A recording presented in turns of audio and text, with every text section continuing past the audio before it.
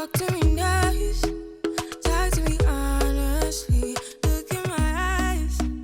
Don't let it fall on me. Say you're a good guy. We are going to be having a conversation with the founder, the visionary, the illustrious Chantel, as well as Aisha Mutri. She is actually the director of client partners at Spotify. So if you're really interested to know how she really got to Spotify, how she climbed up the corporate ladder, how she really used her gift of gab to earn her way into one of the top sales positions, you definitely want to make sure that you pay close attention to this Fireside chat. Over to Chantel.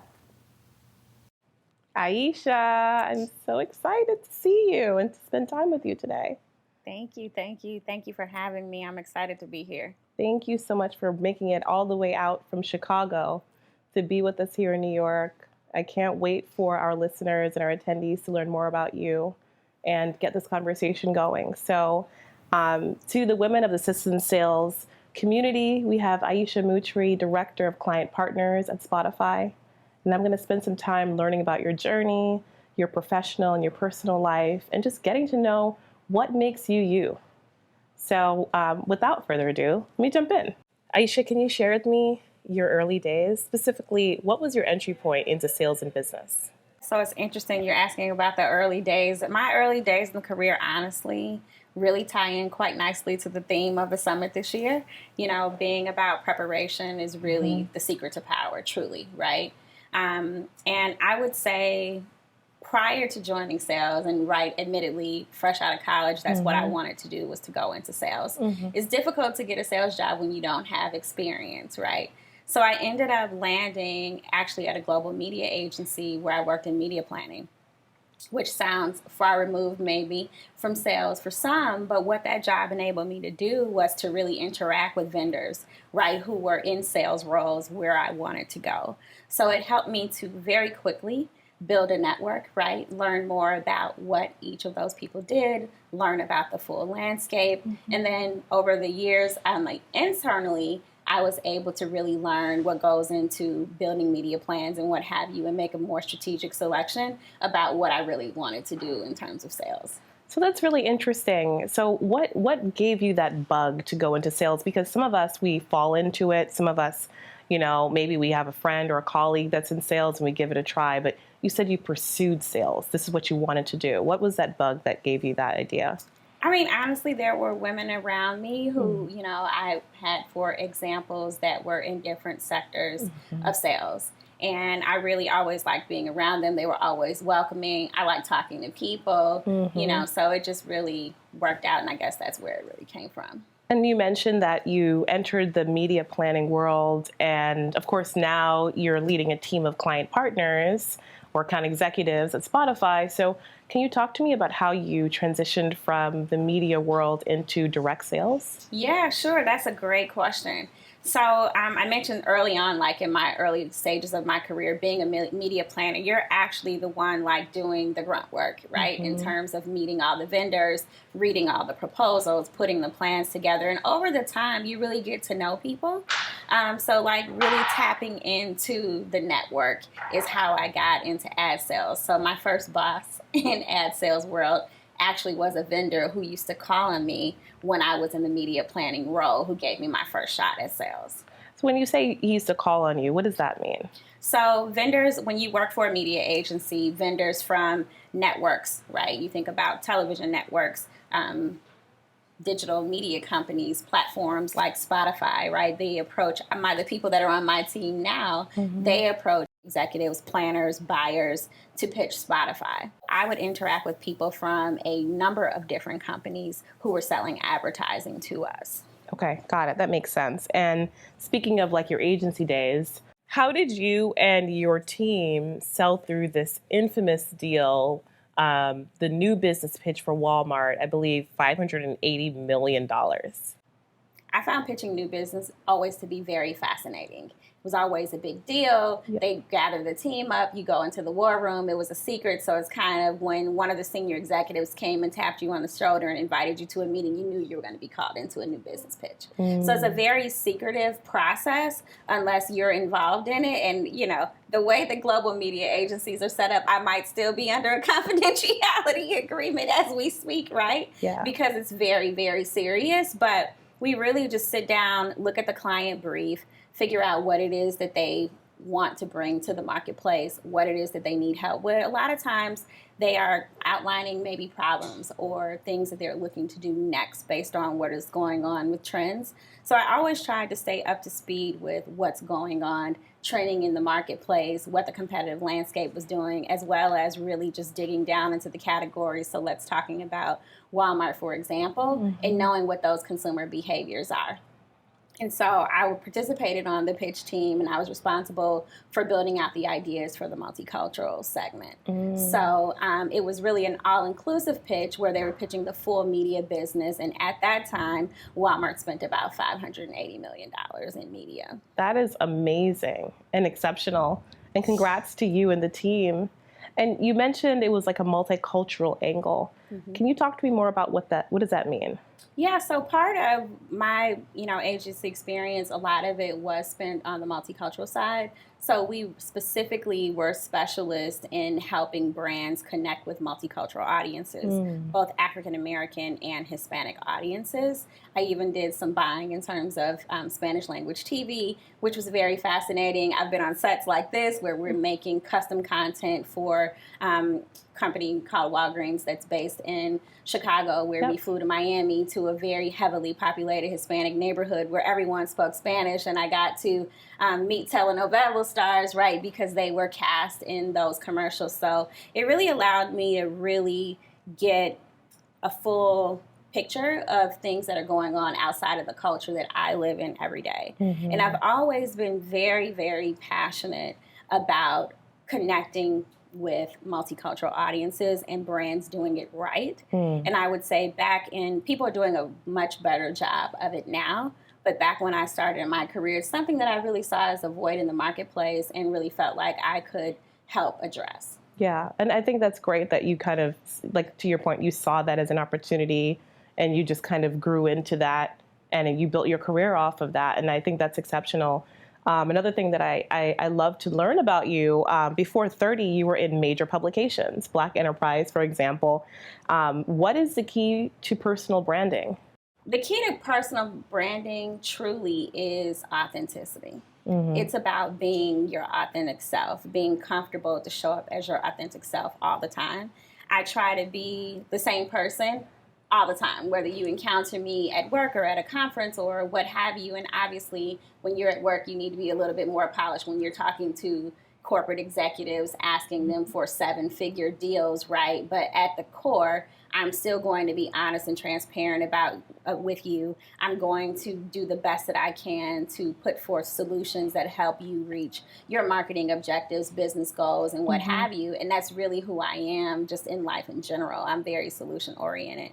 So I really feel like that's my example. But for any of the women who are out here listening, be authentic. Find out what makes you unique. What's your secret sauce?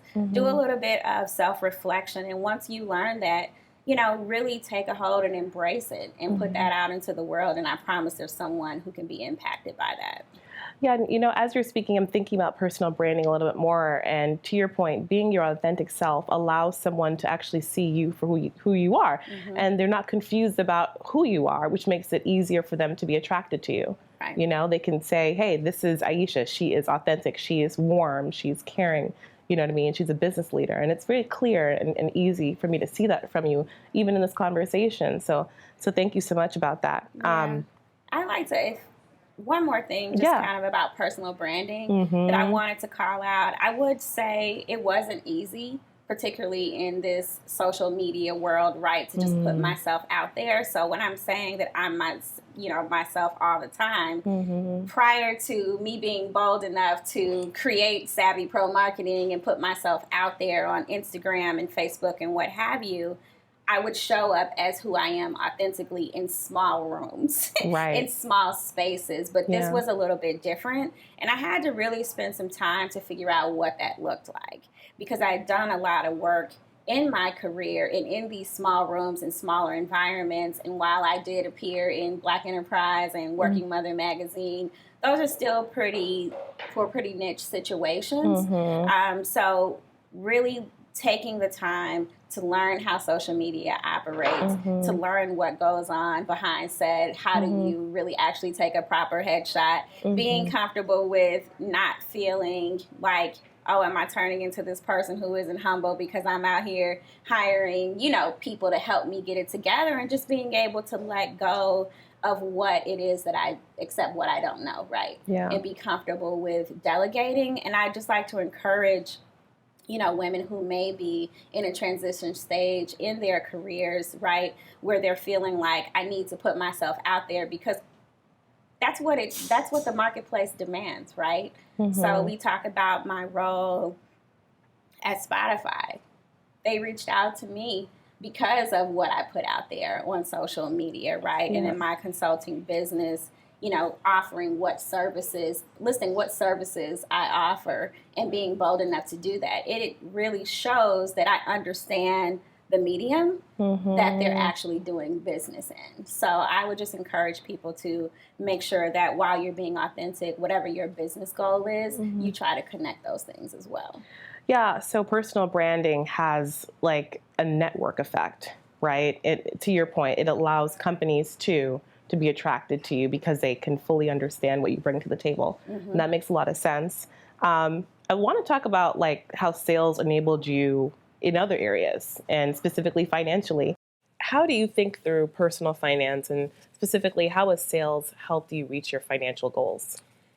Great question. Sales really, in my view, is a career that really provides us with the opportunity to narrow the wealth gap, truly. If you take the time to study it, to do the preparation, right, that we're talking about during this conference. And that's really, how I've tried to view it and try to be responsible about that. Yeah. We were very lucky to have people in our lives who had operated in this career field prior to us. My father-in-law actually worked in ad sales for many years. He ran advertising at Johnson Publishing for over 20 years. So having people like that in our corner, and people who worked for him, worked alongside him, the generation before us who actually were the trailblazers who built this business, cautioned us very early on, right? You need to spend less than what you're bringing in if you want to make those adjustments. And it's opened the door for things like, being debt-free and not operating in revolving credit, and home ownership, and being able to expose our children to different cultural experiences, to travel outside of the country and things like that, that I feel like would be really helpful and impactful to them, but also opening their world to how can you contribute to the world? Where is your help needed? Here are some of exposing them, right, to some of the challenges, and having them think about what changes you can make. So personal finance, it is multi-layered.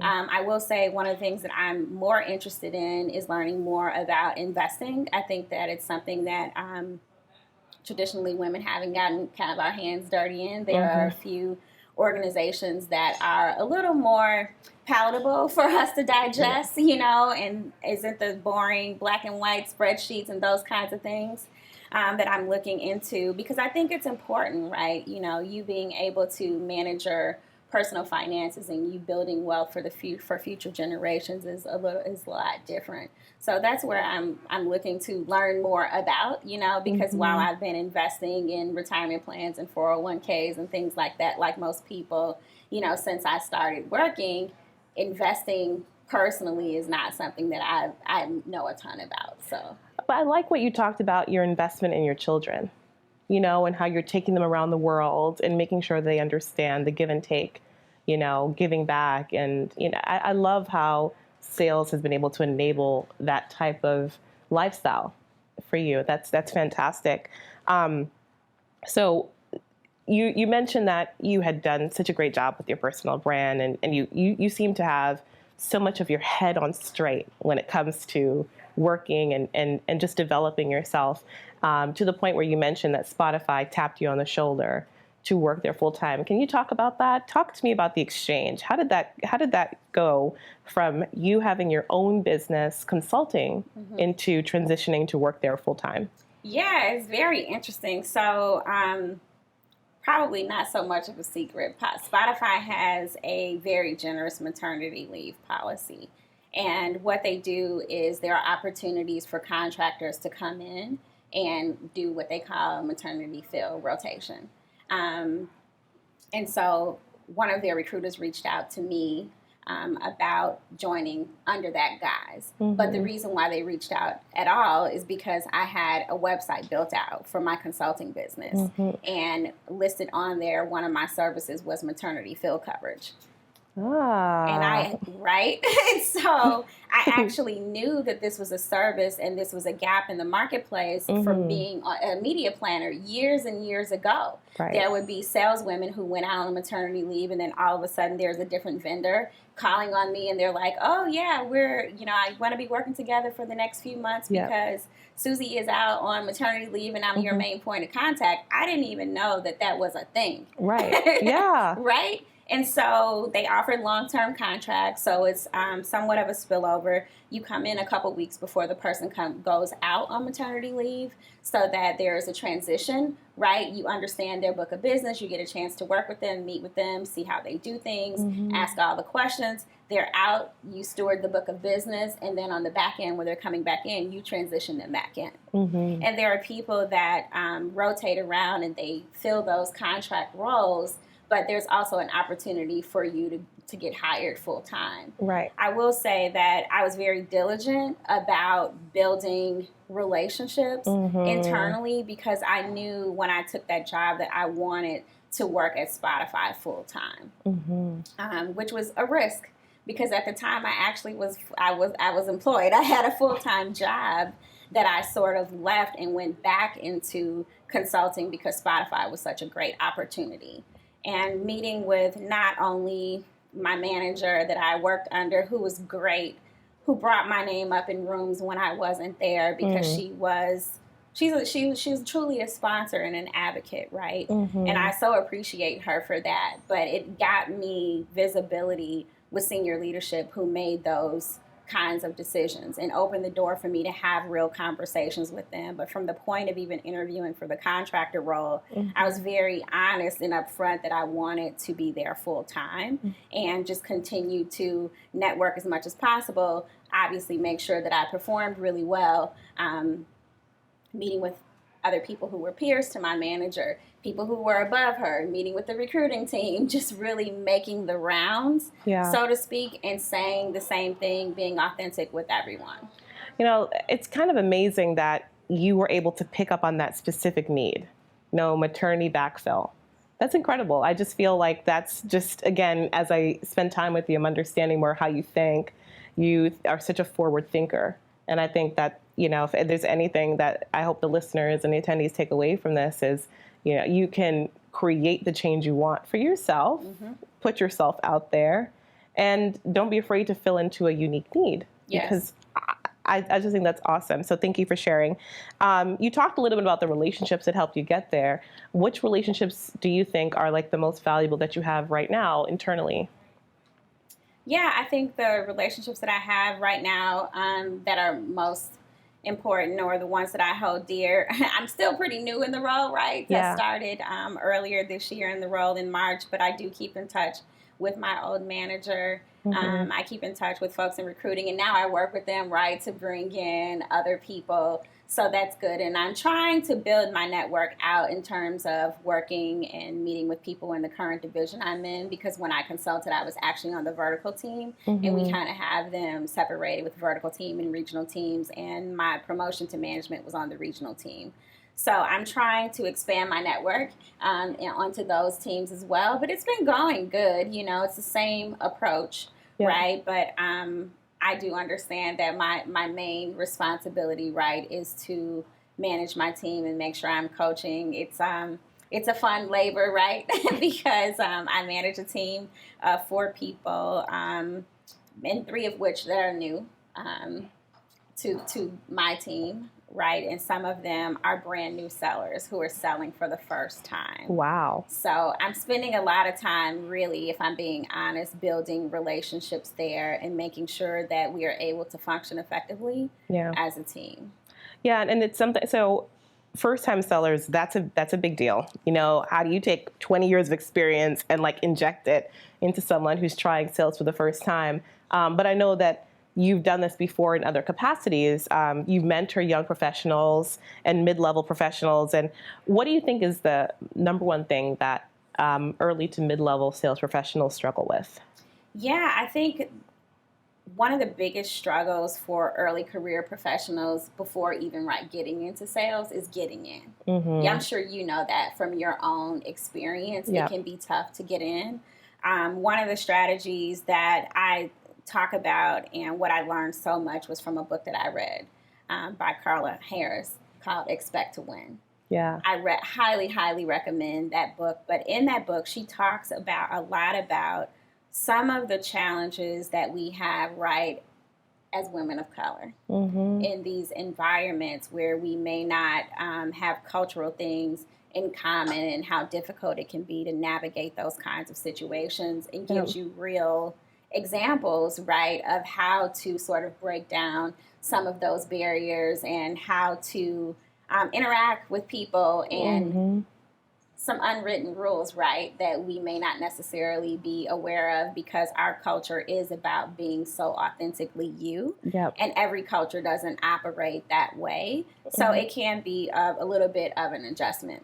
Right. So I think that is one of the big struggles, particularly for people who may be first or second generation in their family to go to college, and maybe no one in your family's had a corporate job. And just understanding, once you do finally get in, right, how do you operate? How do you maintain a seat at that table? Those are some of the things that I think are common struggles, right, amongst early career professionals as well as mid-level. And then you have to pivot, right? And in the book, it's also about self-reflecting and being honest with yourself about maybe what some of those missteps were. And I'll be very honest and say I haven't always had it together, right? And I have made some missteps, but that book was very enlightening for that. So that's something that I highly recommend to the folks that I mentor, and just stepping into your own and having that confidence. But it really is a roadmap to that, because it's a process. Yeah, getting in the industry is difficult. You know, some of us, well, a very small group of us, you know, have referrals or, you know, colleagues that are already in the industry. Most of us are starting from scratch. And I think that is why Sistas in Sales grew the way it did, so that we could level the playing field, you know, for Black and brown women to get in the door. So that makes a lot of sense, and thank you so much for sharing. And that book sounds exceptional. Carla Harris, amazing. I want to talk about Working Mom, winning Working Mom of the Year, and how some of your personal goals, how you've been able to achieve them, specifically motherhood. Could you tell me more about our early motherhood experience, balancing motherhood and also balancing your career? Yeah, so early motherhood was interesting because I got married and a few months later I was having a baby, and I started in this career, right? Somewhat simultaneously. I leaned a lot on the women in the organization who were already moms. I was lucky enough to work the global media agency that I worked at. They had an ERG group. Support group for women who were moms, and we would have sort of brown bag lunches and get together and kind of swap stories and things. And it went from things like, you know, how to meal prep, right? Like, to this is how I manage it all. Like, I'm someone who needed to be out of the door, right, at a certain time, and you need a certain type of manager who's willing to be flexible about that. So I would just say, in hindsight, if you're our, you know, up against motherhood and your career and learning how to balance that all at one time, think about that and ask those questions, when you're interviewing, so you can try and figure out if you're going to be working on a team with someone who's flexible, because it is a lot to manage.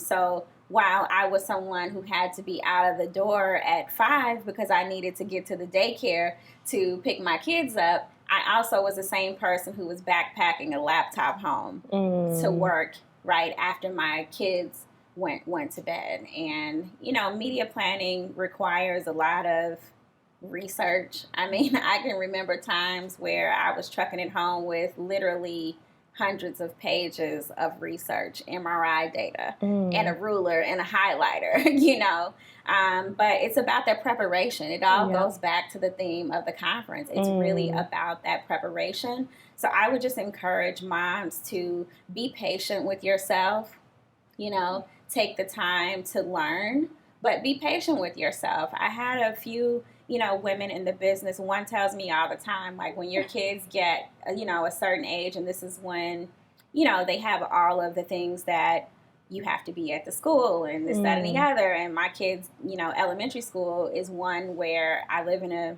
community where there's a significant population of stay-at-home moms, which is very different, right, than the world that I lived in. And so there's a woman who sat me down randomly one day, like at a neighborhood barbecue, and she's like, let me talk to you and let you know how the system works. You need to be involved in the school. I get it. You work, but you need to be involved. So you're going to be the room mom, and you're going to do this, and you're going to do that. And I was like so overwhelmed. I'm like, I don't have time for that. I have to travel for work. She said, listen, you don't have a choice. And I'm going to help you. I'm going to show you how to do it. The emails you need to send out, they come out once a week on Sunday nights. You got time for that. Whatever you need help with, you can't manage it, call me, I'll help you with it. And then by the time, I did that one round, and then, the working moms started to build a network. And so then we split it up. Like, we're going to have like 2-3 room moms in here, and we're going to split delegate the activities up. So it's very tough. So when I say just be patient, it's a learning process, and be flexible. And there's not just one way, right? And I think I made the mistake early on thinking that I could have it all, right? People say you can't have it all. I'm like, yes, I can. But the reality is it comes at a cost, right? It comes at the cost of being stressed. It comes at the cost of maybe making a not so great decision because you're stressed, or there's too much pressure, or broken families and things like that. There are a lot of things that can come at a cost. And I will say that I was very fortunate. We were very fortunate to have our mothers help us tremendously with our children while they were younger. So when we couldn't be there for those things, they were able to step in. And my husband and I would tag team. We both traveled. He worked in ad sales for a long time too, and we both were in it at the same time. But we made a commitment that both of us can't be out of town at the same time. Right. So we were kind of passing ships, for a little while, which is tough as well. So it's really about making a decision, outside of having a support group. It's about making a decision about what's important, at the given time. And the best advice, probably 2 pieces that I can think of that I got, is just one person who encouraged me. When your kids are at those busy ages, you need to find you a career where you can kind of be in a holding pattern, kind of like how a plane just kind of hovers. And it doesn't mean that you're not doing the work right. You're doing the work, but you're not still climbing. Right. Which was very important because I wanted to climb. And she's like, no, you need to chill. And I was lucky enough to have, fortunate enough to be paired up with a manager who was also a mom who had small kids who kind of understood that.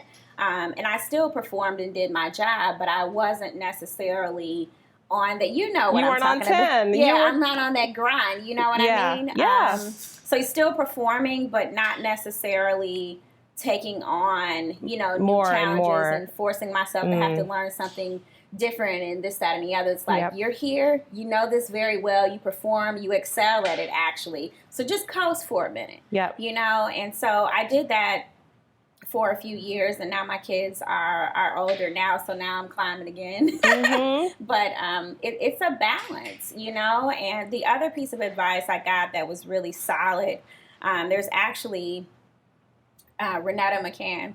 She ran, when I was at Starcom, she was the CEO of Starcom the Americas, which was so fascinating to me because she's a Black woman.